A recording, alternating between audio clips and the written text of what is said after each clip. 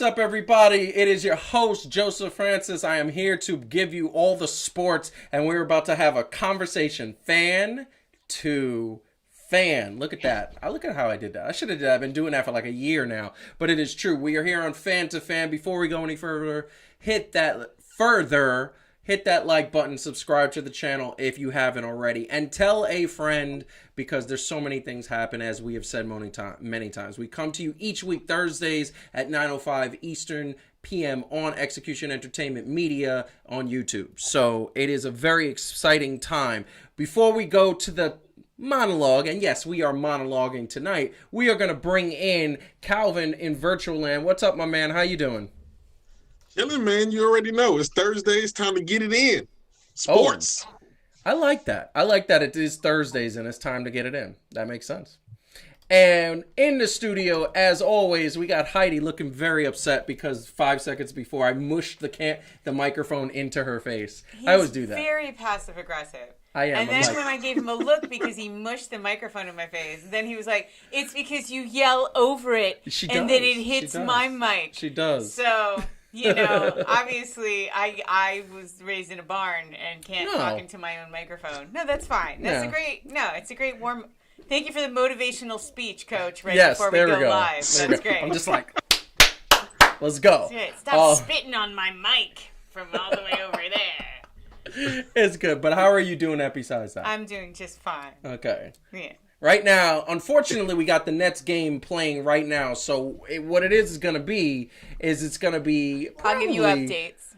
Yeah, we're going to be sending updates because we're going to be watching that like unbelievable. They were down by 21 and now have come back at the half. Last I checked, they were down by 2. So that's an exciting game. It's probably going to go down to the wire, and I think we'll finish up right around the time that it's going to be finishing. So that's going to be exciting. That being said, so we are definitely talk about, last week we didn't get a chance to talk about Major League Baseball. And Major League Baseball is for those who don't know, Major League Baseball is one of my all-time favorite sports. It is my first love. Lately, I haven't been happy with it.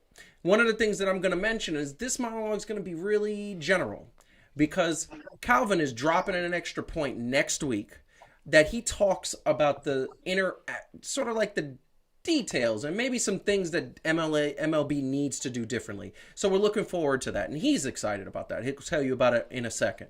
However, Major League Baseball has a long, storied history. It's been around since the turn of the century. Not this turn of the century, the 1900s turn of the century. I mean, the first couple of teams was the Yankees, the Red Sox, I believe the Chicago Cubs, and I believe they had the Washington Capitals or something. It was some sort of team that was in Washington, D.C., along with Philadelphia and another team.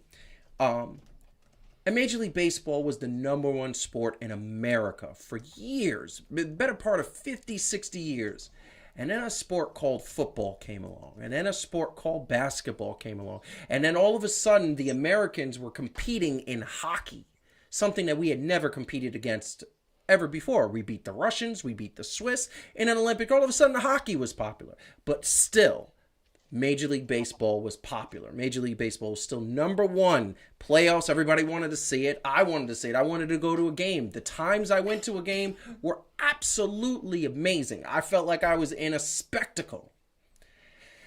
And then you start to branch out and you start to see what other sports are doing, and that they're faster, they're more to the point, they're more action-packed, they score a little bit more.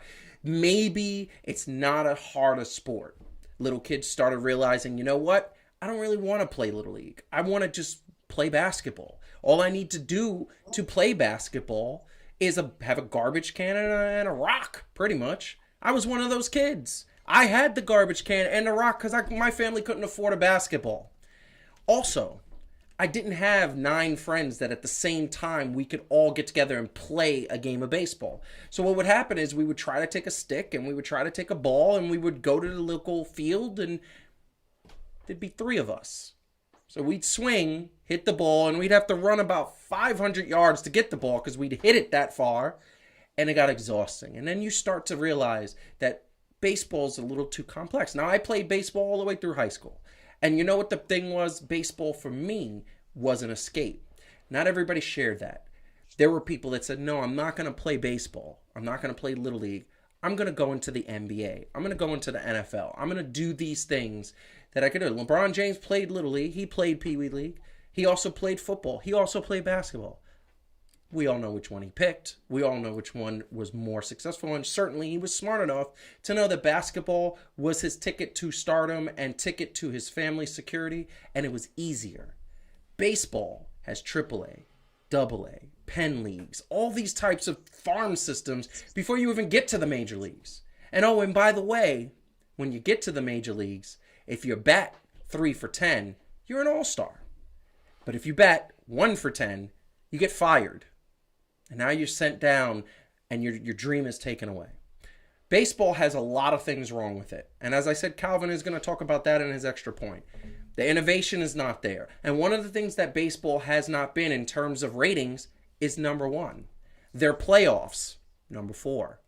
And everybody's saying, wait a second, there's basketball, football, and hockey. Oh, yeah, number 3. No. For the first time ever, MLS surpassed baseball in the overall ratings for 2020. More people wanted to see soccer than they wanted to see baseball.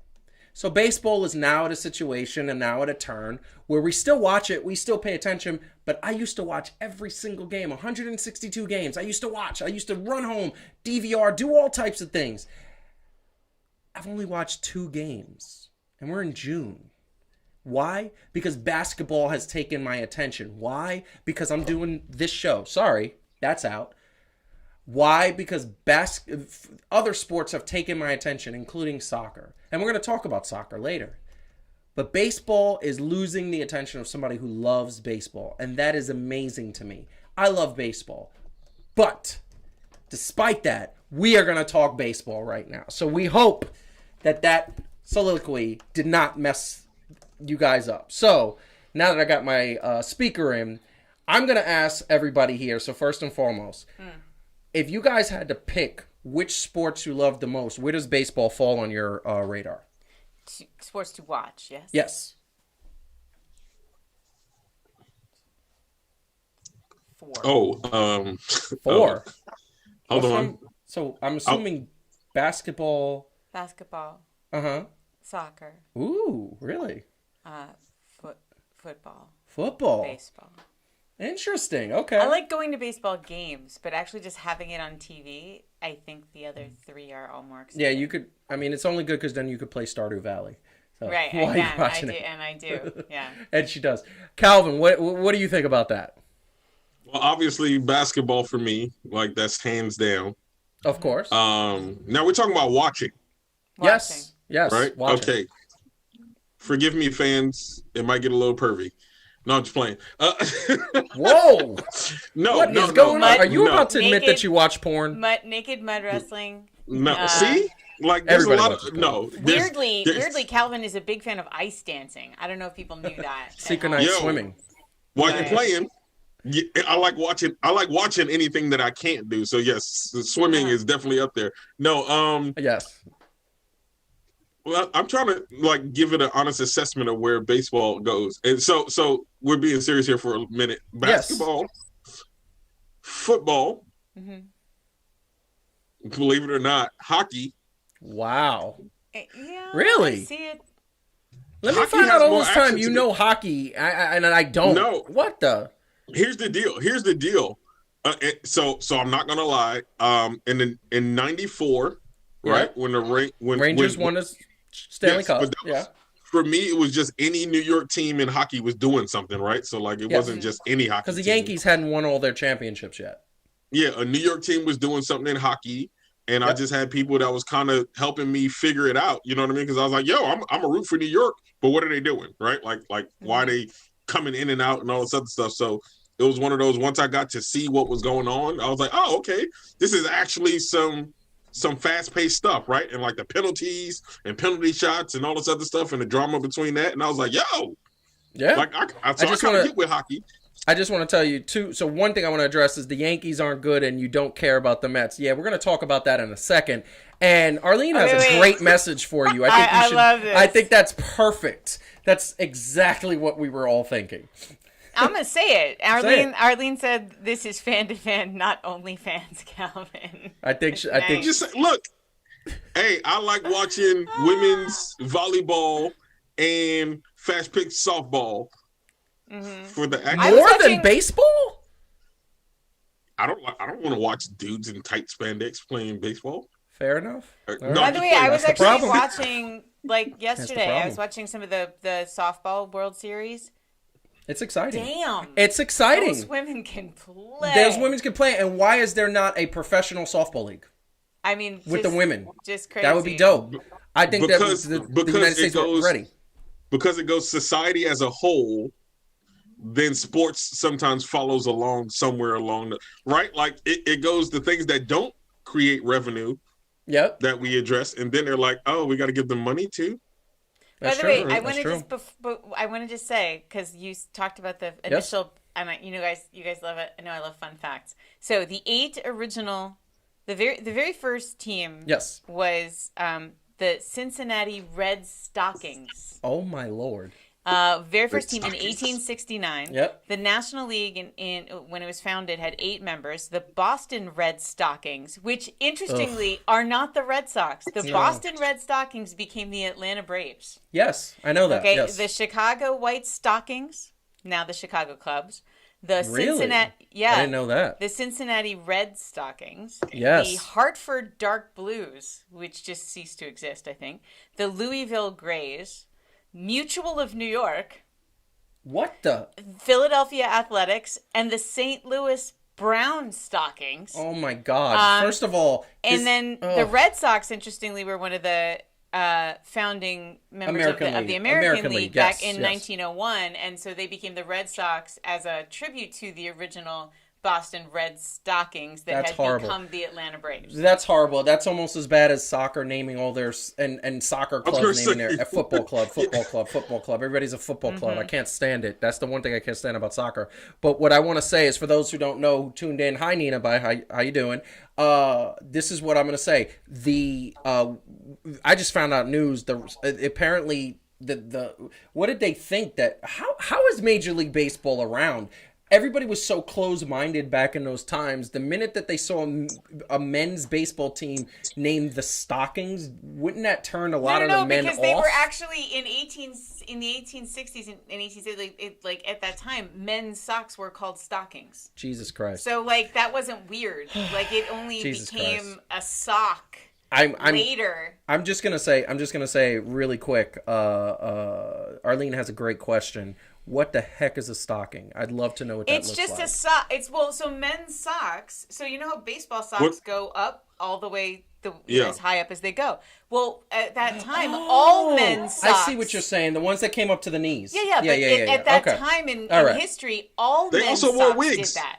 Yeah, and they wore wigs. Men so did fair not enough. wear short. Well, not in 1869. The Parliament did. They still did. We don't have a parliament. This is a United States sport. I'm Whatever. just saying. I was educated in Franklin K. Lane. My education's not that great. Think more Abe Lincoln than King George. So around that time, though, men all wore their socks that high, and they were called stockings. And so later, you guys did. But actually, interesting, baseball kept the You are just full of facts today.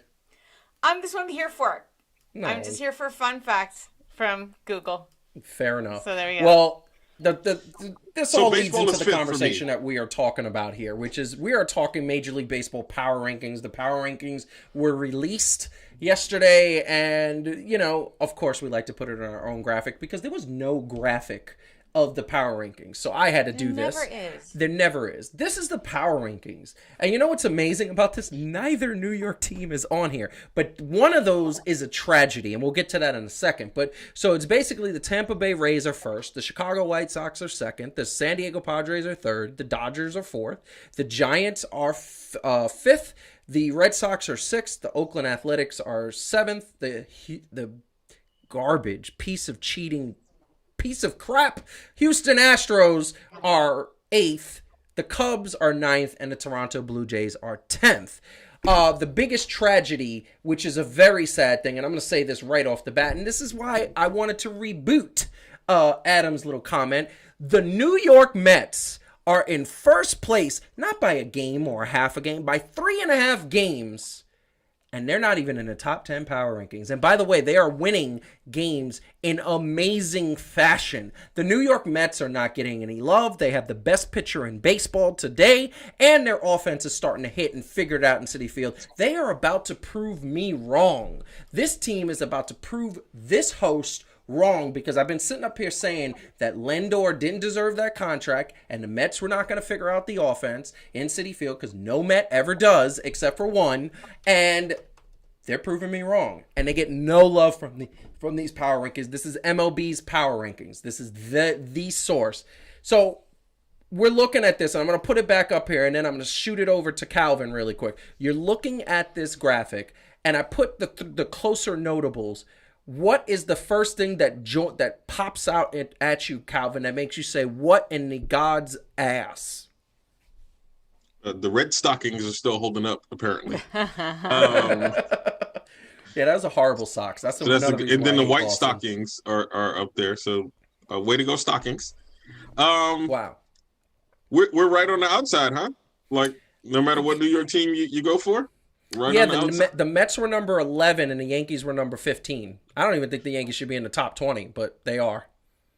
The Yankees right now, I'm just going to put this up here. The Yankees right now are in third place behind Tampa Bay, Boston, and they're not even close to Boston. Well, they're third place in their division, right? But they're third place in their division. They're 5.5 games back, 4.5 games behind. 4 games behind Boston. The Yankees suck. Okay. And they have 2 of the best pitchers in baseball, but they suck. I just don't understand it. It bees like that sometimes, apparently. So what do you think is the most shocking thing? The most shocking thing is that Tampa Bay's number 1. Right? I said the same thing. Not from personal. It's not even about anything personal. It's just how it's played out, right? Yeah. I know they're a decent squad, but the fact that and they do the White Sox do wear black socks. I'm not even sure. The White Sox do wear black socks, which is just there's got to be something racial. There's some racial undertones there, in my opinion. But I think it's real hard to keep White Sox clean.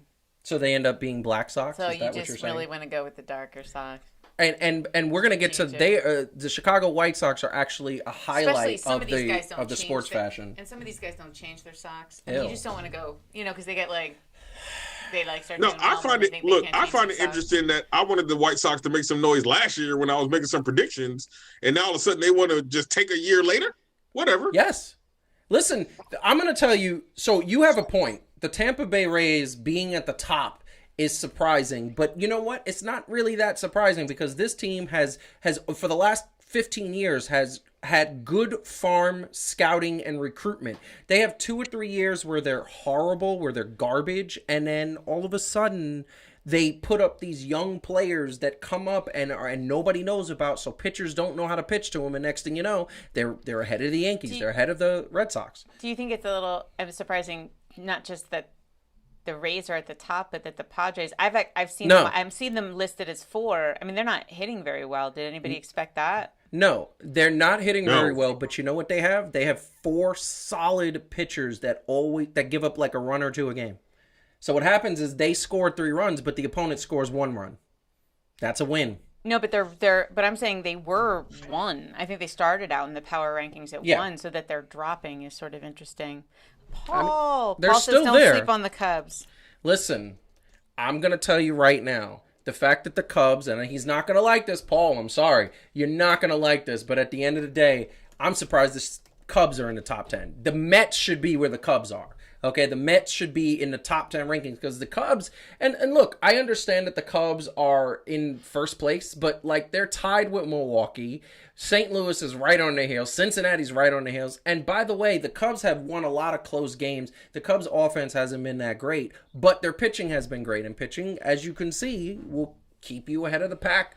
Cubs are always going to be in it because they have good management and good leadership. So that's generally the way that is. But I think, Heidi, what is your most surprising thing on this list? I mean, the continued success of Tampa Bay teams is just, I don't know what the hell is in the water of Tampa Bay. I mean, it's not even like It's like, what is it? Maybe the third largest city in Florida. It's not like maybe fourth. Actually, it might be fourth actually, because I think Jacksonville. Like, it's like, what the hell's going on in Tampa Bay? Like, I don't understand. I really don't. I'll tell you why. I have a theory about this. And you both can tell me what you think about this. My theory about Tampa Bay is that there's nothing to do in Tampa Bay except go to the beach and watch sports. So what happens is you get a lot of players that play there and they have no distractions. So what they're doing in their downtime is practicing. So now the players are good. Hockey. I mean, they have bars, don't they? And yeah, but the bars close at like 11:30, 12 o'clock. Well, I don't know. Then by that logic, Utah should produce nothing but amazing teams because they Utah only has one team, one professional team. I know. Well, maybe they should have more. Yeah, well, they have two actually now with the soccer. Yeah, Calvin, go. You know that most normal people work, so 11:30 is kind of late for them. Yeah, exactly. That's what I'm saying. And that's my point. My point is that these Tampa Bay teams keep coming up. And it is what it is. I'm gonna address I know Paul and Arlene are arguing about the Mets and the Cubs. This is go at it. That's what we have to do. Listen, the Mets, the Cubs have 50 some odd years she said never been on relevant. the Mets. I mean, they were around in the 1910s. The Mets came in 1964.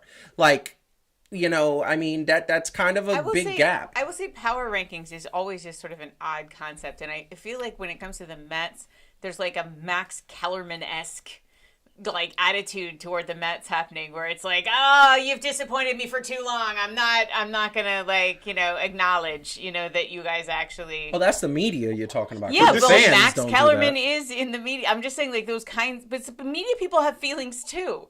You know, and they can get a little bit into a space of like they have biases and it's like they've thought about a team a certain way for a certain amount of time and it can be hard to get to that place where they'll take another look really in an unbiased way. So and just want to call to the attention, yes, 1908 was when the Cubs came about, which means they had 50 some odd years to get more championships. If the Mets were there since 1908, I'm sure the Mets would have more championships than the two that they have. They really need to get some more. I mean, no. Yeah, it's bad. It's bad. Yeah. Okay, that I just had that happen online. Oh no, what I was gonna say was so the power rankings are as of when though, because that also counts because with a lot of power, like the NBA comes out with weekly power rankings, right? These are weekly. It doesn't always so it doesn't always account for like what we would look at, right? Like the whole 100%. Season and all that other stuff is given a trend. So I would take 100%. Essentially what is happening here is now baseball, and this is actually, I give them credit because there's something new that they're doing. Baseball every Sunday night puts out their rankings, basically post Monday morning. And Monday morning you get the week before. So this is the rankings as of this past Monday. Obviously in the last couple of days, the Mets have won some serious games and they blew out. There was 2 games they played and I think they blew out both. Look, the Mets should be in the top 10 soon. The Mets are playing well. They're pitching well. Their offense is kicking, and they're playing defense and they're playing smart. They're not making stupid mistakes. The Mets look like a championship contender this year. They're definitely going to make the playoffs. And don't jinx it. I'm not jinxing. I don't believe in that. I don't believe in jinxing. You know that.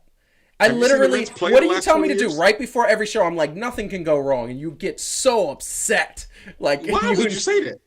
You and Heidi both are like, don't say that. It's going to mess stuff up. We have a checklist here at Execution Entertainment / Fan to Fan, and we go through our checklist. We check all the cameras. We do all that stuff. It's what we do. But now here's the last question, and we got to move on to the next subject. So looking at these rankings, who is not going to last? Bottom line. Who's the one that is not? I want you to name a team that will not be there in the next month. What am I going off of? Because I guess I would say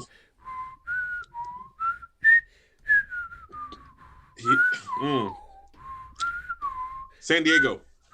I don't know why, but I have a feeling that they won't be on there. San Diego. Wow. I'm just going to tell you, Anthony might throw something through the computer at you. He loves San Diego. That's like his favorite team besides the Mets, apparently. Heidi. All I got is SeaWorld, B. I'm controversial this week. Who won't be there anymore? Yes. Oh, wow. Arlene said the Cubs. Wow. Wow. Wow. I don't know. I don't think I have a strong enough opinion to guess. I hate the Toronto Blue Jays, so I'm just going to say them.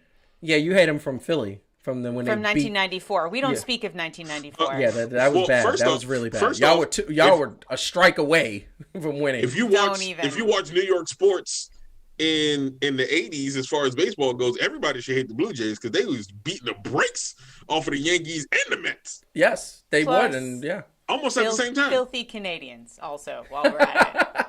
We like Canadians here. What are you doing? There's aggressive, racist Canadians. They are anything but. They are anything but. We have they're excessively polite. That actually bothers me. This is Fan to Fan, the hater episode. Apparently. You can't trust people who are that polite. I'm sorry. There's something going on. It's not right. They're not better than me, is what I'm saying. They're not. You Canadians, you're not better than me. I think Jumbo Rock is basically saying that polygamy, I think we should not repeat what Adam says in the chat. I think we might have to censor his chat, which I don't think we've ever done. I don't want to censor Paul his chat. Paul is not helping either, but that's fine. Paul is like, hey, it's less beautiful, less entertainment. Yeah, baseball. I don't mind the dig at Jersey though. It's fine. We deserve it. You do deserve it. Yes, you do.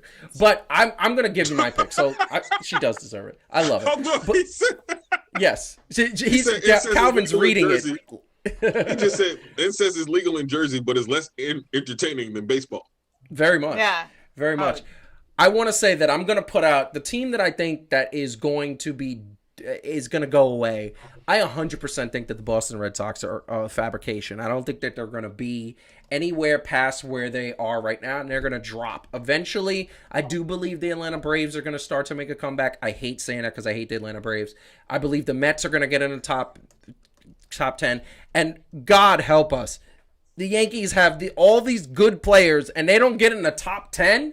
Like, you're basically saying at that point the Yankees are not making the playoffs, which is absolutely the saddest thing I've ever heard. It happened once in 2008, and then the next year they won a championship. Maybe that's what they need.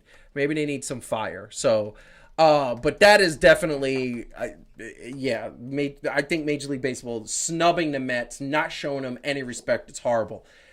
We are going to move on. We're moving on to the next topic. But before you do, make sure you hit that like button and subscribe to the channel if you have not, because Fan to Fan needs the support. We need you to go back and watch all our old episodes to get so much minutes and hours, because the more we grow, the more they want. Apparently, YouTube says not only do you have to have 1,000 subscribers, but you also have to watch 4,000 hours per year of people watching. And we're close, but we need more. So go back and watch our old stuff. That's a good thing. But we are going to move on to the next topic, and it's a topic we have not spoken about in a long time because there's just been so much basketball and so many other stories and so many things.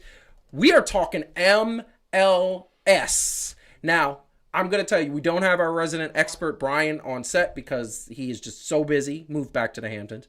He is our MLS expert. But what I will tell you is that the conversation we are going to talk about is very simple. Nani, who is the captain of the Orlando City, he is a teammate of Cristiano Ronaldo on the national team and several other teams. And he has said that multiple conversations that he's had with Ronaldo has been that Ronaldo is probably going to end up in the MLS at some time in the next couple of years. Now, the thing that you got to understand, and for those who don't know, MLS has not the star power that you would think. They have a lot of good players, but they don't have the players of this caliber. Ronaldo is one of those players that is elite, once in a generation. Messi, once in a generation. And so many others that have been in the international circuit, but not in America. Several GMs are actually sharing what Nani is actually saying, which is they believe, due to the fact that revenue is starting to grow in the MLS, ticket sales are starting to go through the roof, merchandising sales are starting to go through the roof. As you can see here, I got my NYCFC jersey that I just copped about 2 weeks ago. Also, though, the thing that is amazing is that in America, you make those endorsement dollars, which is something in a lot of other countries is limited because of government standards and things of that nature. That's why the salaries are higher. So I really got to put it to Heidi, and I'm going to ask you this question first.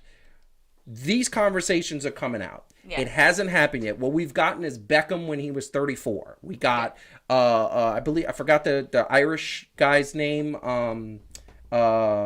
was a really good player. He came over when he was 33, 34. And in soccer terms, that's like a basketball player playing 35 years old. You know, like you're old. So we keep getting these sort of on the downside of their career soccer players. Do you think that we're going to get one of these superstars in the prime? And right now, Messi and Ronaldo are in their prime. Yeah, you know? I mean, they're at the... There's a couple German players, actually, that are in their prime right now. So, you know. Germans. Yes. So... I mean, look, it does a lot. Even if you get a few years out of them, it does a lot for MLS to even have somebody. I mean, it's like, and not to mix shows, but it's like Sting showing up at AEW. It doesn't really matter that it frightens all of us every time he wrestles because we're like, that is an old man. Please stop. Yeah, he's going to break a hip one day. I'm sorry. It, right? Like, symbolically, what it means when somebody of that caliber shows up and can play for a few years, right? That it just puts MLS on the same playing field, or closer to that, than the European teams and the global teams. So it's exciting. I mean, I like it, and for them, they get like a really nice sort of end of career deal in a new place. They get to be the Studley soccer players in South Beach. There is still this thing about, like, I mean, people, I don't know how we are still that cool, but, like, people do still want to come and have some experience living in the U.S. and hang with all of our celebrities and whatnot. That's because Trump isn't the president anymore. That's why. I mean, it helps that he's not, certainly. It's true. It's so true. You know, yeah. Calvin, what do you think? You think that we're going to get some superstars in their primes? Well, technically, they ain't in their primes. Messi's 33, Ronaldo is 36. Yeah, they're at the tail end. They're like in their primes the way LeBron is. Like, he's still got a few good years, but... Yeah. But at the same time... I don't know if I want Ronaldo at 36. I really don't. I think you want Ronaldo at 36. I want to see one of these dudes when they're 22 come and play in the MLS. Yeah, but money talks. It's all about the money.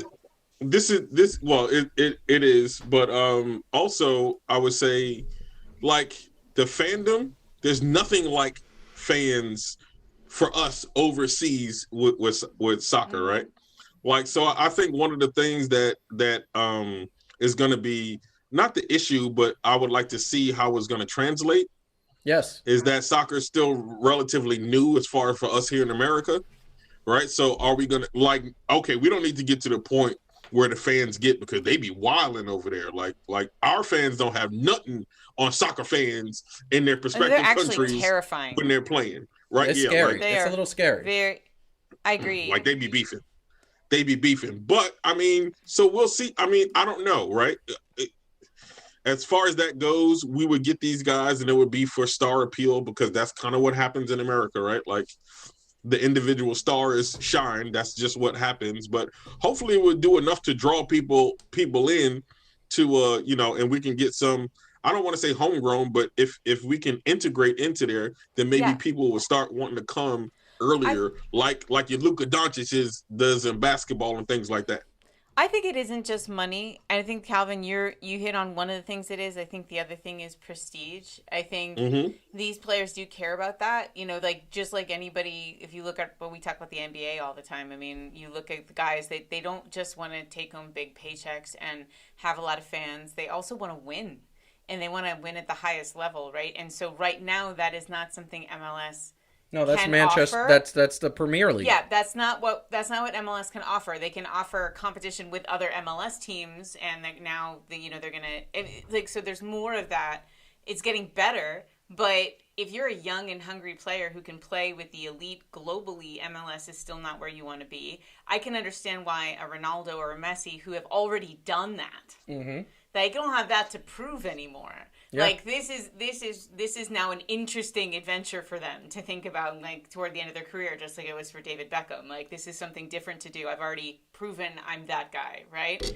So until but I do think having these guys join MLS helps us get to where we're the place where a young, hungry, globally, like, elite player could want to play for a U.S. team. This is, I mean, Paul makes a good point. We Team USA, I thought, was the integral part. We started playing well in the World Cup in 2008. We played Ghana. I remember that game. Tim, the goalie that I love. Tim Howard. Yeah. Tim Howard. The Secretary of Defense. Yeah, Secretary of Defense. Tim Howard was one of the best goalies, and I saw that game against Ghana, and he saved like 50. They just kept shooting the ball. Unbelievable. It was ridiculous. And I remember I said MLS is going to take off after that. And then the next squad we put out the next year in the next World Cup was trash. Complete trash. And then we didn't even make the next one after that, which was horrible. I think this is what I think is a sleeper here, a sleeper component of stars coming over. I think that the women are going to drive the stars coming over, because I think that the women are going to build that star power of the soccer market in the United States, and the MLS is going to capitalize because people are going to continue to grow, and the fields are going. One thing that is just kind of apparent is every MLS opening day and opening weekend, they sell out the arenas. And these are not arenas of 1,000 seats, 5,000 seats. These are 20,000 seat arenas. They sell out. It's bananas. It's crazy. You see LAFC games. People are partying in the stands. NYCFC games. I went to a couple of games. They were partying. Every time they score, you get the drums beating, and it's a good time. It's a very good time. If you haven't gone to a soccer game in your local area, do so. If you have one, do so.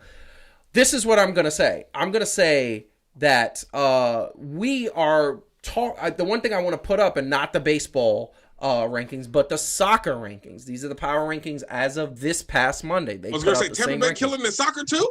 Yes, Seattle is number one.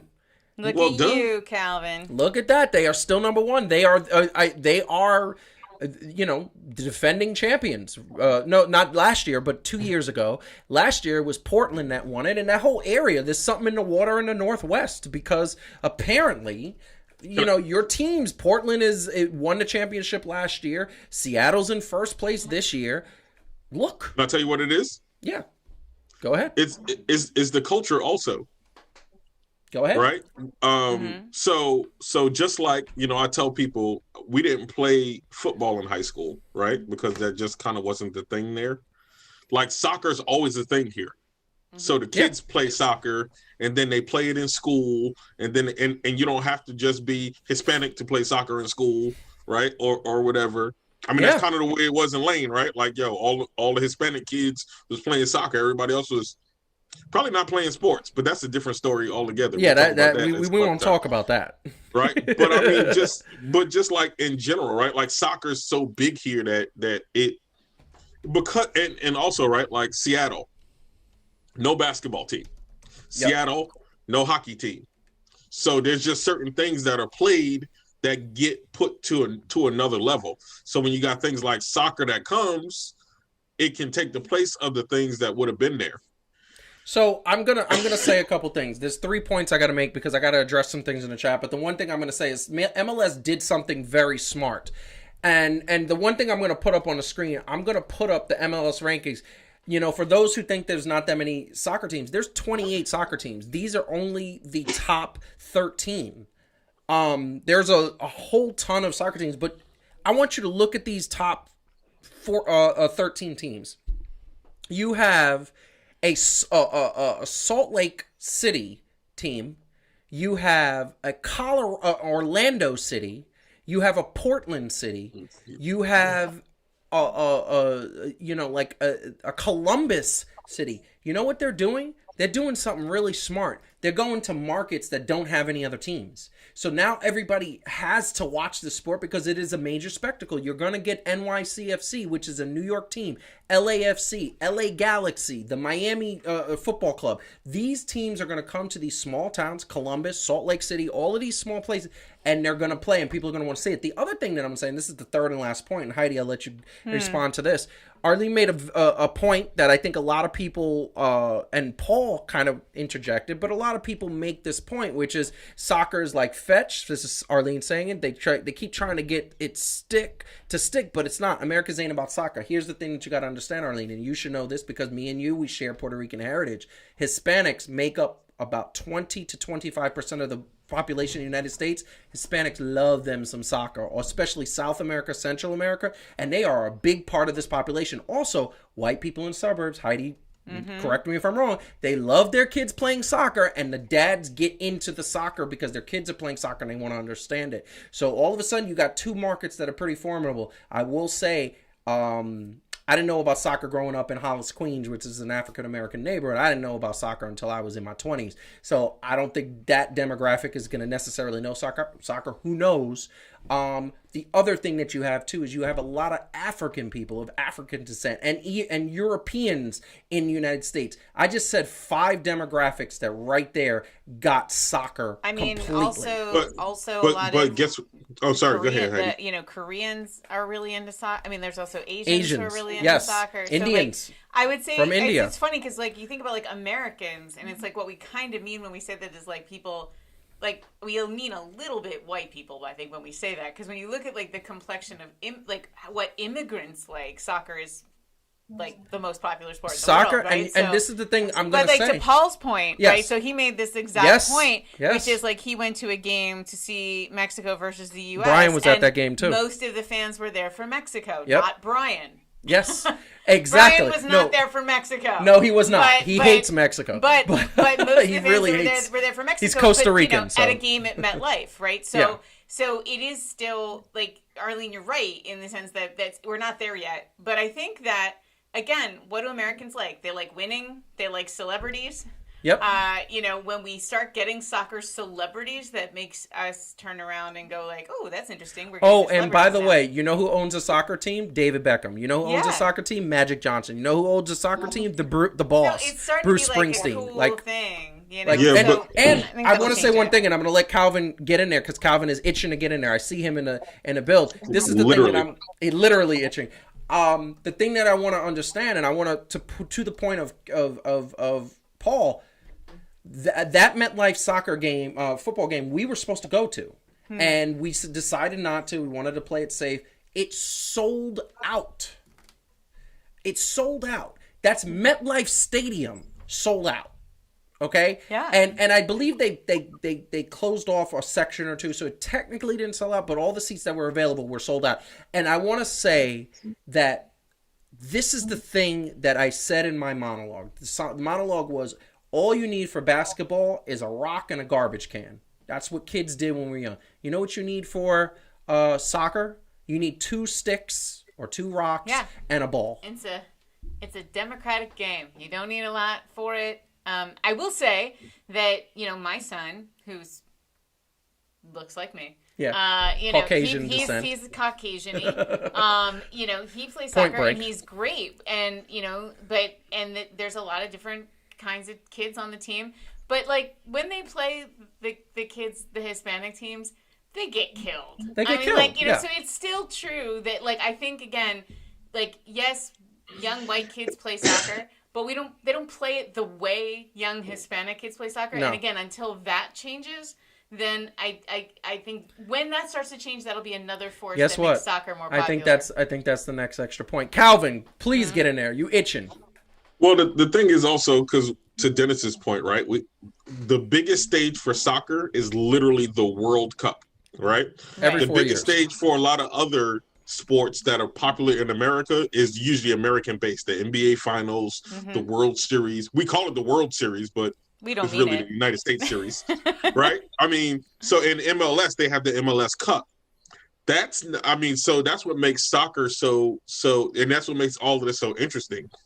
The MLS Cup is never going to be on the level of the World Cup, because even though we have those dynamics and those people who love soccer, when the World Cup comes around, I don't care how long people lived in America, they are going for their country. Yep. And there's nothing you can say about it. Look, when I was in the military and it was so diverse, it legit was diverse, you didn't realize how diverse it was until you had mugs at 3 a.m. or whatever came on here.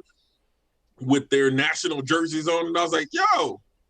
I mean, that spoke more to me because never mind. We ain't gonna talk about that. But to see where people was from, you know what I'm saying? Like, yo, the cats was coming from Colombia. Yo, they wasn't seriously beefing like they did in the World Cup setting.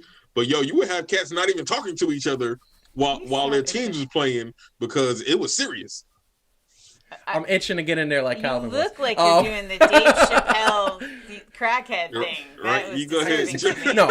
Well, I don't do that. So here's the thing that I'm going to say. I want to just say, perfect example, Nina, Central America, excuse me. Wait, El Salvador's in South America. South America. Sorry, I had a geographic head fart there. Soccer, like that is it right there. You know how many Brazilians live in America? You know how many El Salvadorians live in Colombians? Like my son is half Colombian, so like I understand it. The thing that I'm gonna say really quick is that the MLS Cup ain't gonna be as good as the World Cup, but you know what could be as good as the World Cup, and actually has implications towards the World Cup? The CONCACAF, the CONCACAF. The Cup of the Americas, because whoever wins that and is the runner-up gets automatically invited to the World Cup. We're not. We got our last World Cup berth was because we did well in a CONCACAF. I know, and we're getting better, so, right? Right. I love it. Look. Yeah, I mean, we got a ways to go. Honest, if to me, we have a ways to go to compete on the world scale. And I will say this also: as much as MLS needs to blow up by having these stars come, if we get Americans that are good enough to start going to these other teams, you know what I mean, like the premier teams and all that other stuff, I think that'll do something well also, because then what it'll show the world is like, yo, we got some of these cats from America that can compete on this level. Yes. Mm-hmm. And I want to say this, and then we're going to move on to the last and final topic of the night, which is Paul has a point. We need farming, scouting, and we need to recruit people in South America the same way we do in baseball, who are skilled enough and who are saying, you know what, I want to come to this country. And Central America, B. And well, yeah, Central, South. Also, I want to say the Middle East. There's also Middle Eastern people who play soccer very well. Soccer is played all over the world very well. Africa, for real. We should start. What we should do is do farm countries for everyone who beats us in the World Cup, which is everywhere. Sounds like a very American strategy. That really does. That really does. We're gonna steal all your resources. Not stealing all. British, but I'm just saying, like, look. We need to just start making farm systems and be like, look, teach us your ways, oh grasshoppers, because we're tired of being last in Group E. I said it before, and I started this show off with the sad monologue that every second. Yeah, MLS is going to overtake MLB soon. MLB, as we're going to post up Calvin's Extra Point, y'all got to tune in for that. It's an extra point specifically about baseball and how they need to do better. Baseball's not doing better. That's the bottom line, and we're gonna post that extra point next Tuesday. So, be on the lookout for that.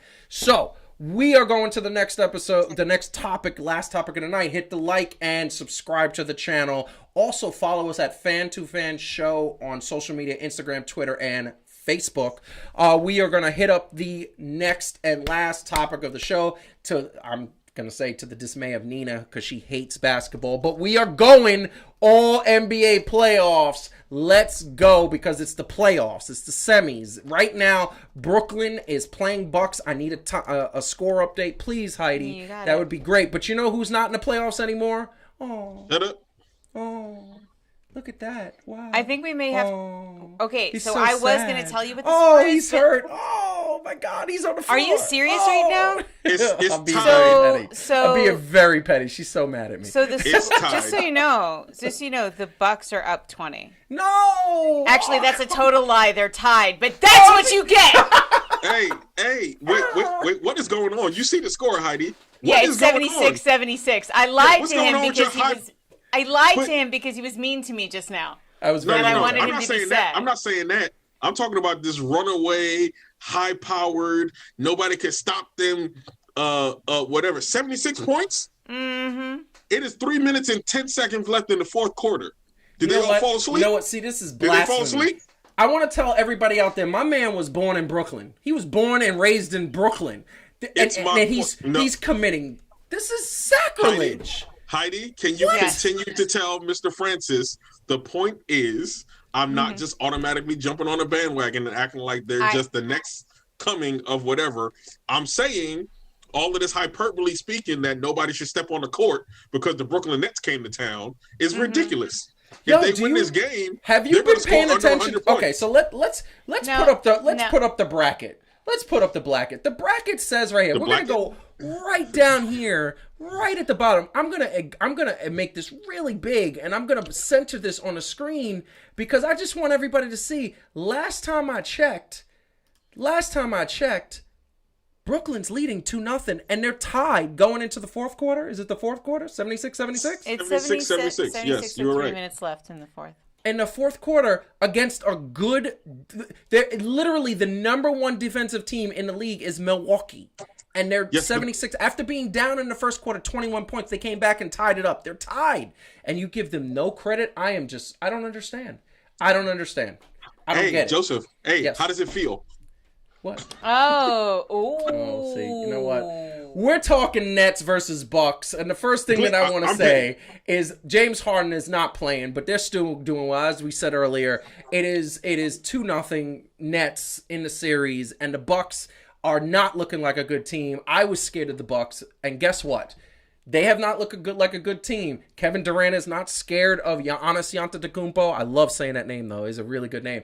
He has given them the business all day long. Shots, defense, dribbles, everything. It's been amazing. Those role players, Brown especially, showing that he can play at the highest level. He's been an all-star. And then Kevin Durant doing that amazing thing that he did in the first game around. And then, of course, Blake Griffin. Blake Griffin just about to stuff it on Antetokounmpo, who was a runner-up for the Defensive Player of the Year. This is what I'm going to say. Calvin, we already know how much a hater you are, but I'm going to go to Heidi real quick. Nobody's and say, hating. and say, Heidi, what do you think about the Brooklyn Nets team? I think everybody just hates you. I think so too. I think it's very specific. I'm having fun, people. I know. What do I think? What do I think? I thought that this was going to be, and obviously this game that is happening right now, which is now 78-76 Bucks. This is what I thought it was going to be like. I will say the thing that actually surprised me is that the Nets are actually doing as well as they are against them. Like, they led the whole... The first game was closer, but, like, I think it was, like, 115, 102 or something. Like, it was closer. The second game, I mean, honestly, the Nets were kind of stomping on them the whole game. Yes. That was surprising to me. I did not expect that. I expected this. I expected a series that was this. What you're seeing is the future champions showing their true colors. But I want to argue, though, is that this is who the Bucks actually are, right? So every team sometimes has some bad nights, but what's scary, Francis, which should be frightening you right now, I just want to say, what should be frightening you right now is, by the way, it's 80-80. I really wish I was watching this game. But, sounds like a game. Hopefully it's an overtime. You should be a little afraid of the fact that this is the Bucks. Like, this is who they are, and this is who they are as a team. Yes. And now they're showing up. So it depends on how you look at it, because here's the thing. Well, this is the team you were afraid of. Yes. Yeah. Except that they came out in this game, gave them their best shot. Those who watch, MMA and those who watch boxing, if you get your opponent's best shot and you still get up and you're not knocked out, guess what? You're in good shape. They were up going into the second quarter, 21 points. I turned it on. I was like, oh, God, they're going to lose this game, which I expected. And then at the halftime, they were down by 2. And that says to me, the Bucks gave the Nets their best shot, and it didn't do anything. I feel pretty good. Here's the funny thing about this. Over. Hey, it's over. Now here's the funny thing about this. Over. They're gonna win the chip. All right, Calvin. Because if this was the other way around, and the Bucks came back on the Nets, you, Mr. Francis, would say it's futile because you're an ultra fan of Brooklyn right now. I'm an ultra fan of New York. If the Knicks were in this situation, I'd be yelling the same way. I love New York. Yes, I would. What are you talking about? Oh, sir, you are a liar would right you now. be happy? Yes. Would yes, you be I'd saying, be ecstatic over the moon. okay, but we're not talking about how happy you are. Calvin's point is that you would, at this point, and you're literally doing it, say that even though it's pretty much neck and neck, you're like, it doesn't matter the Bucks. No. Stop.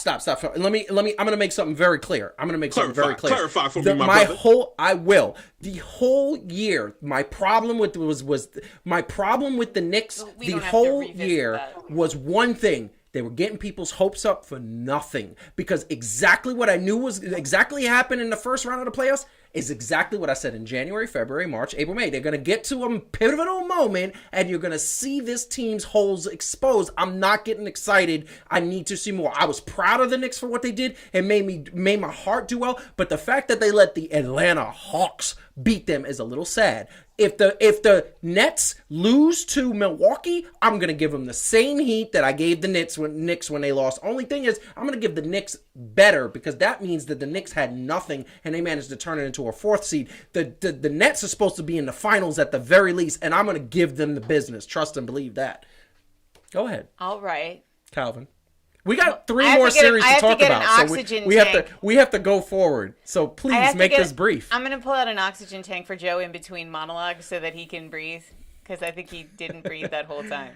The floor is yours, my man. Calvin. I'm flabbergasted right now. Anyway, okay. So for you and all other super fans that make the point routinely that and you have that it makes no difference what anybody else does because the Nets have stepped on the court, that they should just go home. I never said that. The game is automatically a wrap. I never said that. You never said those exact words? Never said that. What I said is that this team, it has on paper, should win the chip. They have everything they need. And I wasn't only talking about Kevin Durant and Kyrie. I was talking about Joe Harris showing how good he is. I was talking about Blake Griffin being back to Blake Griffin. I was talking about a lot of things. And even before they got James Harden, I was talking about Karis LeVert, Jared Allen being those role players. They made the playoffs last year with nobody. It's just a little silly to say... Yes. With a game this close, that the Nets are gonna. If the Nets win this game, the series is over. Yeah, if they're up 3-0, more or less, right? No, yes. they're up. No team has come back from 3-0. I mean, it doesn't make it not possible, but still. And I want to say this really quick, and then we got to move on to the series. Look, I was scared. I was scared of the Milwaukee Bucks because they beat the Nets like 3 weeks before the playoffs, back to back. That has changed. They have not played like the Milwaukee Bucks that played in the regular season. And what has been the constant thing that we've always said about the Milwaukee Bucks, Calvin, Heidi, they are a regular season team. They get to the playoffs and choke. That's it. I don't know why you were scared. What I was scared because I thought this year was going to be different. We shall see. We'll see. There's 11 seconds left in the 4th, and the Bucks are up by 1. No, I think I'm about to win it. I feel like I want to just pause and watch the game, but we can't do that. I'm not even. Ladies and gentlemen, you get the real-time reactions. Oh, my God, I might jump. Paul's right. This is cardiac dysfunction right now. Anyway. Listen, the reason why I can do this is because I'm in such great shape now. I've actually been taking care of myself. A lot of salmon, a lot of exercise and cardio. I'm getting ready for the bachelor party in August, getting ready for the honeymoon in October. Got to be in shape. Also got to look good in a suit. I'm getting married. What the hell? Anyway, we're going to the next series. We have another series, the Hawks and the Sixers, and this is a very simple conversation because the only two pitchers basically exemplify what this series is. Joel Embiid dominating and 4 players guarding Trae Young. That is literally what we're going to see every single game. And Philadelphia is going to come out on top. I mean, this is where it is. It is basically tied 1-1. Philly should come out on top. I think the first game, it was just Philly being a little rusty, a little nerves and jittery. But 76ers are probably going to win the next 3 games. It's going to be a 4-1 gentleman's sweep. Calvin, do you agree with that? No, I think it'll be in 6. 76ers? I think Philly will win in 6. Yes. Very, very much. You want Philly to destroy the Atlanta Hawks. I know I do. I want Philly to win in 2, but that can't happen. I want Philly. I've never rooted for Philly really in my life because I'm not.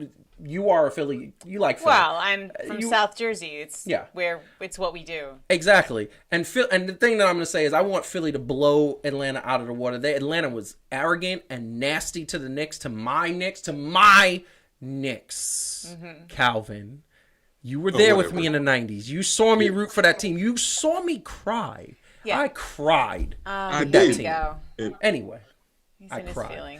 I am in my tears. Okay, go ahead. To the West. So, really quick, you agree with that? What is your prediction? No, I think they're going to take I think in 4. In 4? Mm-hmm. Well, it's got to be in 5. I'm sorry, in 5. They're going to. Yeah. Yes. Fair enough. So we are going to head out to the West, and I think I'm going to save this for last, but I'm going to save the other game last. But Denver versus Phoenix right now, and I think nobody expected this.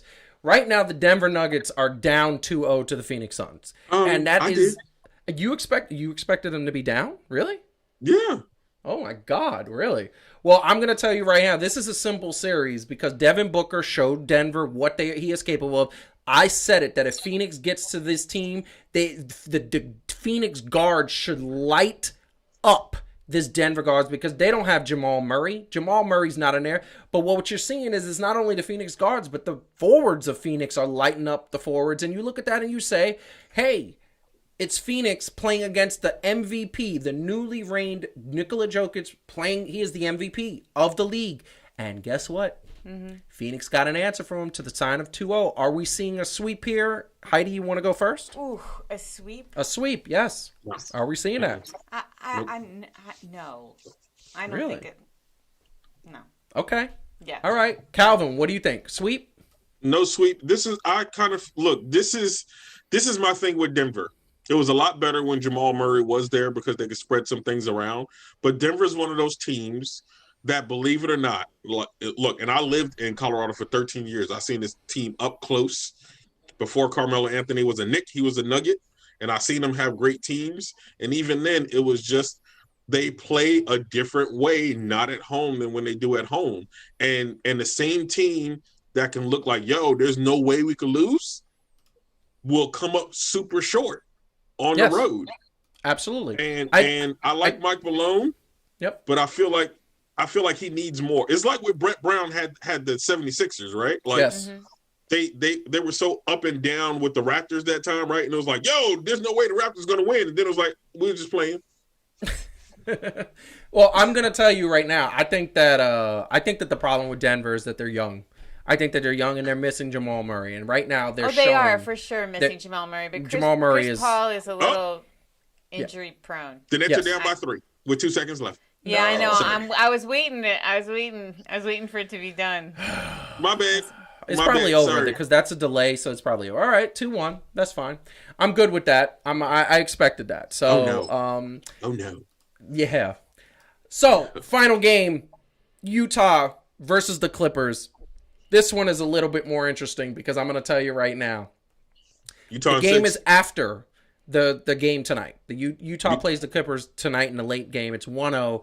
But I'm going to tell you, the Clippers, there's a very good picture that I want to show because, one thing, Kawhi is front and center. He's been playing well. He's been playing efficient.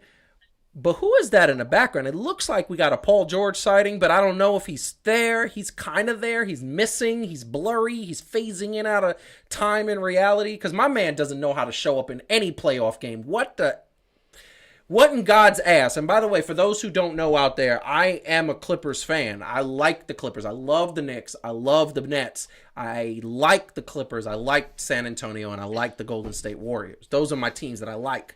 So I'm seeing the Clippers play boring old Utah, and boring old Utah is having their way with their stars, Donovan Mitchell, Rudy Gobert, the best defensive player in the world ever because he's created COVID, and not created it, but he did that stupidness on the microphone. I'm never going to let him live it down.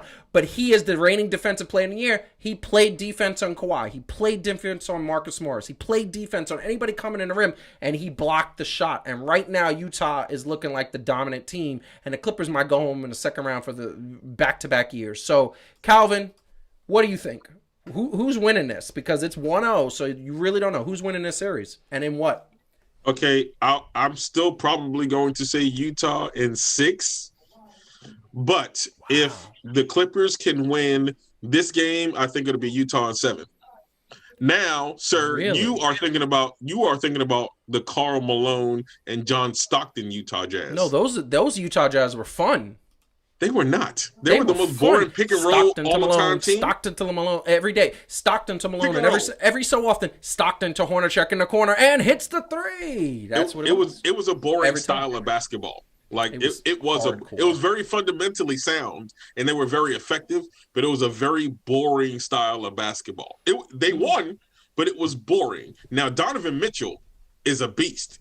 Yeah, he is. Right. I'm not lying. Right, and their role players have been playing. Well, you say role. I guess they say role players. These dudes are playing good. That's the thing. They got the reigning basketball. Yeah, they got the reigning sixth man of the year and the reigning defensive player of the year. No, Montrezl Harrell was the. Montrezl, yeah. No, this year was Jordan Clarkson. Last year. Last year was Montrezl Harrell. Sorry, you mean this year? Okay, this year, reigning sixth man of the year Jordan Clarkson and the reigning defensive player Rudy Gobert. Three times in a row. Real quick, and this is why I'm going to say this also. Because if I'm going by what I'm looking at and just what's happening all year, Utah has been solid all year. The Clippers have not been solid all year. Absolutely. So I'm going to say that, yeah. I'm going to say two things. Yes. I'm going to say, here's my two things that I'm going to say. It's not the three Jazz, things? In this weird... Actually, it is three things. Nice. It is three things. Three things to say. Three things always. One is that the Jazz won, but they won by 3.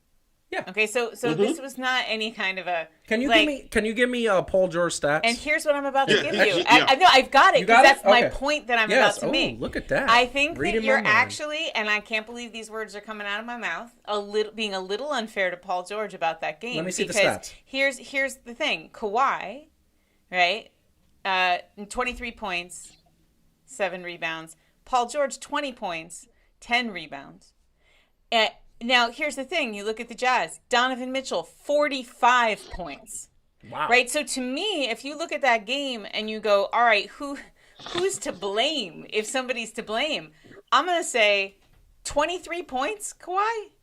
It would have helped if Paul George also had more than 20, but 23 points for Kawhi Leonard? Do you understand my man in game 6 and 7 against the Mavs put up 43 and 41? I and understand maybe he was that. a little tired. And he's allowed Can he to get be some a little help? tired. But I guess what I'm Nope. trying to say is I actually think the Clippers have a really good chance of doing well because if Kawhi can turn in that kind of performance rather than 23 points as a performance, then they would have beaten them. Interesting. So, Donovan Mitchell is playing his best game at 45 points. And yes, he is. Playoff P and Kawhi are not either of them playing their best games, but what? I don't think it's fair to blame that on Paul I just want to say, and I'm going to let Calvin respond to that because I want to say, calling Paul George playoff P it's funny. No. Calling Paul George playoff P is like calling Daniel Jones Danny Dimes when he throws dimes. It's funny now. Ugh. Anyway, it's funny. He throws no dimes. I don't want to hear it. Calvin, I don't want to hear. Are you kidding me? Danny Dimes has done nothing to get a nickname like that. Why all these shots at people who are not creating their own nickname? Okay, Paul George did, so he deserves all of that because he called himself Playoff P. He called himself Playoff P and hasn't shown up in a playoff since. But I will say this, to Heidi's point. At the end of the day, yes, right, when Kawhi Leonard had 23 and people always saying, yo, he's solid like he always been. Now, yes, Paul George's shot selection was not the best. And at the end of the day, it was 4 for 17, but it was 13 points in the fourth quarter. So I will say, to a certain extent, if he could stop taking so many ill-advised shots, get a little bit more consistent, right? That will help some because it does matter when you score points. Because that was Luka Doncic's problem. He scored a lot of points, but not when they mattered. Yes. Right? So I'm going to say something. Last year in Game 7 in the bubble, that was horrible. Game 7, that was horrible. Kawhi didn't have a good game. And everybody gave, where's Kawhi? He didn't show up. And then what you start to notice is that in that game, Paul George went 5 for 18. What that means is he took a couple of shots, made a couple of shots, and it happened early in the game. He made 2 shots. So he was 2 for 2, and then he was 2 for 8, and all of a sudden he was 2 for 10, and he was 3 for 11. And you know what happens when defenses see that? They say, we don't have to guard him. Let's double team and triple team Kawhi because he's on fire. And Kawhi was on fire until they started double teaming and triple teaming. Utah did that. I watched that game. Literally, by halfway through the third quarter, they realized Paul George doesn't have it tonight. Let's start triple teaming Kawhi. At one point, 3 plays in a row, they triple teamed Kawhi triple teamed Kawhi. What is he supposed to do? One led to a turnover and led to a basket. And this is what I'm saying. When your second star doesn't show up, I'm going to tell you right now, if Pippen didn't show up for Jordan wouldn't be the greatest player of all time. They wouldn't have won championships because what people would have just triple teamed Jordan and he wouldn't have scored 60. He still would probably scored 30. But the bottom line is when your second option isn't playing well and then you got to go to a third option, which by the way, I don't really think they have a third option that's reliable. That's what happens. So this is what I'm saying. Paul George needs to show up tonight. Small rant and retort. Yes. If please. you will. I am a little bit tired of this generation's whole it's all on the first and the second superstar. Since when did in a game that 15 people play, 13 people get to get off the hook? Yes. Okay, we need to so it's not just Paul George and it's not just Kawhi Leonard. Marcus Morris is a good player who makes a whole lot of money. Fair. Rajon Rondo, I mean, is supposed to be this floor general, right? Yep. Like that's making the best plays and all this. Well, not the best plays. I'm not acting like he's like Magic Johnson out there, but he's definitely very capable. And you got other people that when they win, people want to be like, oh, yo, that's cool. They showed up. They was doing this. The Clippers is balling. When they lose, they say the same thing. Mostly Paul George and Kawhi Leonard might get some of the beef. Like, nah, we need to get off these two brothers and stop acting like they just the best thing since sliced bread. Because basketball is a 15-person game, and 13 people are not going to get off scot-free while two players take all the blame. Do you want to know why they take all the blame, though? From me and people like me? Because you're getting that money, bro. You're getting that money. You wanted to be in Southern California. You're home. You wanted to play for a team for a championship. You wanted to be in a situation where you had somebody to run with to be the king of New York. You brought out this commercial that said, I'm the new king of New York. And I love Kawhi Leonard. He's my third favorite player. You brought out all of this thing. You talked all of this mess, but then you can't make it to the Western Conference Finals at least once. I get that last year was weird. You got to pass for that. I said it on the air. I'm going to give them a pass because it was weird. Nobody wanted to be there. And now they got a new coach, and now they got the coach that they wanted, and now they got the team that they wanted, and now they got these players that they wanted, and now these teams putting together, and you letting the Utah Jazz, I understand they got 2 award winners on the team, but you letting the Utah Jazz go on. Listen, that being said, I'm going to give my picks and then give it to Heidi because we got to move on. Yeah. Here's the bottom line. The bottom line is, I'm going to say it right now, the Clippers are winning this in 7 games. They are going to the Western Conference Finals. And why? Because I think Kawhi has had enough of the BS. Heidi, please go. Go what? Say who I think's going to win? Yes. What's going on? She fell asleep. I didn't fall asleep. It's just like, go. Yeah. I think and that was my point, that I think that if the Clippers can play, I think if and Calvin's absolutely right. Like, you know, it was a 3-point game. If any one of a number of players had stepped up, they would have been in the Clippers' favor. So that does make me think. I actually agree with you. I think it's gonna what? Your jersey. Yes. Look at that. Clippers. Kawhi. I know. Kawhi. Yeah. I love Kawhi. I actually agree with you. I think they're going to go all 7, but I think the Clippers are going to win.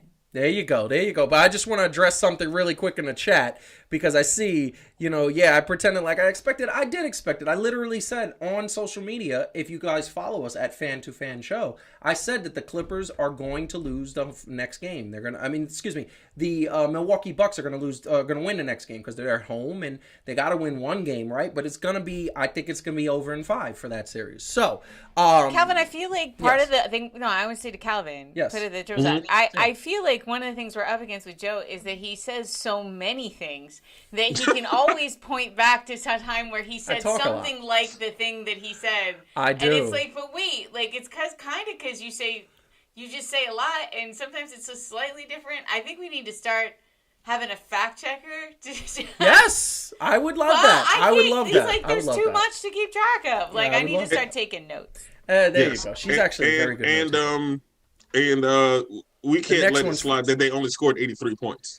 No, you know what? Here's the thing. I'm going to tell you really quick because we do have to move on. The last segment is sports fashion. Marcus is funny. So Marcus is going to love that. But I just want to say. Jersey West. I'll get to the chat in a second. This is what I want to say. The fact that they scored 83 points was to be expected at some point, because here's the bottom line. The Milwaukee Bucks have not played any defense the first 2 games. They are the number 1 defensive team in the league going up against the number 1 offensive team. At some point in time, you're going to have your game where you're going to shut down that other team. But this is what I expect. Steve Nash has been really good at adapting and doing new strategies and kind of saying, let me just make sure I get my players and do what I need to do to win. So game 4 is going to be interesting. I'm looking forward to it. So, and I want to say, the Clippers would trade for everybody, and including Shaq and Jordan, because they're just like the Nets. I mean, the Clippers and the Nets are there. They will be Jersey West. What does that mean? Like the Nets. It will be the Nets, but of the West. Oh, yeah. Oh, that's what you're saying, because you're calling it the Jersey Nets. That's what it is. All right. I was like, you mean the Brooklyn Nets? Yes, the BK Nets. Let's go. Where Brooklyn at, baby? Anyway, let's go. We are talking the last segment really quick. We are talking the what do you call it? That's distracting me. That is so weird. Okay. I hate bugs, and there's like a tiny little thing. It's like a mosquito or something. I hate bugs. Anyway, we are talking sports fashion. These are the Chicago White Sox city jerseys that came out last week. I wanted to get everybody in the chat to say what they think about this, because I think these jerseys are hot. Like, I love the calligraphy. I love the font. The stripes are a bit much, but when you're wearing it on the right atmosphere, it could be dope as hell. I think that this is really cool. Sports fashion. We love sports fashion on here. A couple weeks ago, we introduced a new segment where we're going to talk about sports fashion. Thanks to Big Ups to Marcus for sending us clips of his shoe collection. This is the Chicago White Sox. Next week, there are actually 3 more city jerseys that are coming out for the Major League Baseball. So we're looking forward to that. So in the chat, let us know what you think they are. I like the calligraphy. The Marcus stripes. says it's trash. Of course. I think you're saying that because I said they're nice. No, anyway, Petty, what do you think about this? Here's my problem with this. Yes. Is that it will look more like an Oakland team than it does a Chicago team. Paul just said, now I know what to give people I hate. Wow. Wow. That's true. Hey, Paul, you better not send me one of those jerseys. I know, right? I ain't playing. Then we'll know. So what did you say, Calvin? What do you think about this? My issue with it is that it doesn't scream Chicago to me. I know it says South Side, but that screams West Coast all day long. I will say, so can you put it back up? Yeah. I think that the calligraphy, while very cool, Calvin's absolutely right, is something that I associate with Southern California. Like it's LA. It's the same one as the Clippers. It's that. I don't. It's like mob suits. The other thing I think is there's too many things going on. So if you look at the fabric is sort of, it's got the stripes, but it also has like it's not just black. It's got like kind of this charcoaly, smoky stuff happening. Yeah. So it's got charcoaly, smoky stuff happening, and the big giant calligraphy that isn't really very Chicago, and the pinstripes. It's just a lot. Yeah. I think agree. So here's the thing I will say. I think that it's cool. I love the City Edition jerseys in the NBA. They are dope. We have a bunch of them. They're dope. I love the idea of upping the game in baseball in terms of fashion. I don't think that is it, but it's like, okay, it's an experiment. We try it. But I'd like to see more of that, just not that. I mean, it's 100%. We got Nina West Coast Crips. The Nina saying it looks like mob suits. I mean, she's not wrong with the pinstripes from the 20s. I think it just has too much. Yeah, I mean... And I think what you like about it, Joseph, and the reason why you have a positive reaction is it reminds you of the Clippers city jersey. I love so you're like, jerseys. I like that. But then when you really stare at this for a while, you go... No. I like the South Side on the front, and I like the calligraphies because I like those Clipper jerseys. I love, and we got it right here. When you look at it and you compare it to the Kawhi jerseys right there, that's the jersey I loved. I think that's my favorite jersey, if not the Toronto Raptors gold jersey, which is the problem is, well, I like Fred VanVleet, so I'd like to get his jersey. So if the Athletics had that, that's fine. Yep, I agree. Right? Yeah. 100%. Chicago might need. I mean, you need something that's going to distinguish that, and you have to distinguish what part of Chicago it's from, right? Because South Side. They're South Side. The Cubs are North. So. Yep. Look, I don't know. Put a hot dog on there or something. Yo, they should put a hot dog on there. A Chicago dog. I mean, none of us are from Chicago, so we need to talk to somebody who is Chicago and see what they think about it. I mean, I think that would be interesting. So, I mean, I know you're laughing. I can't see the thing yet. So, maybe they're giving up on baseball trying to score a record. Aftermath. Let's go. Suge Knight is going to be the announcer. Suge Knight. That's fantastic. That is fantastic. Anyway, we got to wrap it up. I'm going to let Heidi go first today. Ladies first. Really? Heidi, what do you want to say to the people? What do I want to say to the people? I mean, I have to just give you a little bit of props for taking the live Nets loss so well. I'm gonna cry when I get off. I know, it's good. I'll be there for you. So I'm here. I want everybody. I want my team to sweep everybody. That's what I want. I'm here to help you with your pain. I will say it's been the playoffs have been exciting because there have been a bunch of surprises. Yes. Basketball is the most exciting sport. You're gonna be crying later when I get my revenge for those unbelievably inappropriate shots of the Lakers, and we're gonna have words about that. Don't think I forgot. You gonna put it up again? I'm gonna put it up as you say goodbye. Oh, somebody. Heidi got hands. Heidi got hands. Oh, yeah. Oh, the king is not. Right. Oh, my hip. Oh, my hip. That's right. I'm poisoning your oatmeal. You know what? Honest to God. Oh, my hip. Hey. Oh, I can't feel nothing in my hip. This is worse than that thing that happened during the trash bracket. That's all I'm gonna say. I'm not gonna bring up. But you know, I don't have that picture anymore. You know what I'm gonna say? I'm gonna say a white woman's weapon is poison, and you like to eat. I do. True. I'm gonna. Well, wow. Yeah. There goes that you heard a confession. You heard a confession. That was just all theoretical. No, Paul, it was a thigh, but you got to understand he was reaching for the hip. He couldn't reach it.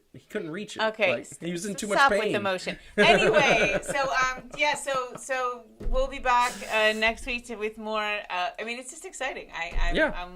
These are exciting times. As usual. Love it. Calvin, what do you want to say to the people? This seemed more like an episode of ridiculousness with Joseph being a more than average size Rob Dyrdek in his ridiculous takes this week. Mm-hmm. But thank you for staying with us, right? And we had so much fun. I want to propose this. Yo, shoot us something that y'all would like to hear about sports also. Like, let us know what you want to hear. More soccer, maybe? I mean, I'm going to be hilarious with soccer because I don't know what's going on. But we appreciate y'all as always. We appreciate the engagement. Paul, I promise you, if you send me that jersey, we're going to have some problems. What are you doing? Oh, I'm just putting up the nets while he was saying his goodbye. That's messed up. Calvin, No, that's cool. Look, that's losing. That was losing, and that was also losing. So put them up all you want to, but where Brooklyn at, they in the basement crying with Biggie and the cell phone. Wow. That was mean. Why'd you bring Biggie into this? Why are you always surprised when people are mean? When you're a jerk. Because Calvin is so nice. He's supposed to be the light on the dark side of me. Look what you've done to him. I know. Look what you've made him become.